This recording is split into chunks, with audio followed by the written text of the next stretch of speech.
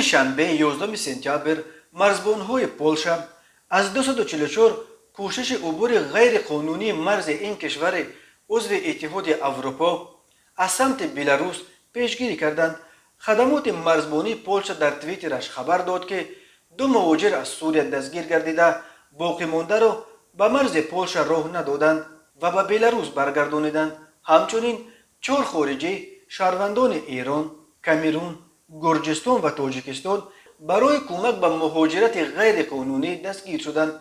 تفصیلات دیگر آورده نشده است. در این هفته این علاقه دومین شهروند تاجیکستان است که با اتهام از مرز پولشا گذرانیدن مهاجران غیر قانونی دستگیر می شود. نشریه RMF 24 روز 8 سپتامبر از قول سخنگوی خدمات مرزبانی پولشا خبر داده بود که 6 نفر را در مرز این کشور با اتهام کمک به انتقال غیر قانونی پناهجویان دستگیر کردند. در بین بازداشت شده ها شهروندان آلمان، فنلاندیا، تاجیکستان، سوریه، عراق و یک عراقی صاحب شناسنامه پولشا بودند. آنا میخالسکایا سخنگوی خدمات مرزبانی پولشا گفت به ضد همه آنها با اتهام کمک به عبور غیر قانونی مرز دولتی پولشا عیبنامه اعلان شده است.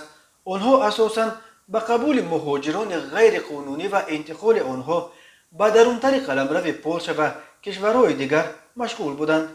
پولشا و لیتوا 2 کشور عضو اتحاد اروپا و منطقه شنگن یک مسیر عمده انتقال مهاجران و پناهجویان از شوروی سابق به شمار می رود.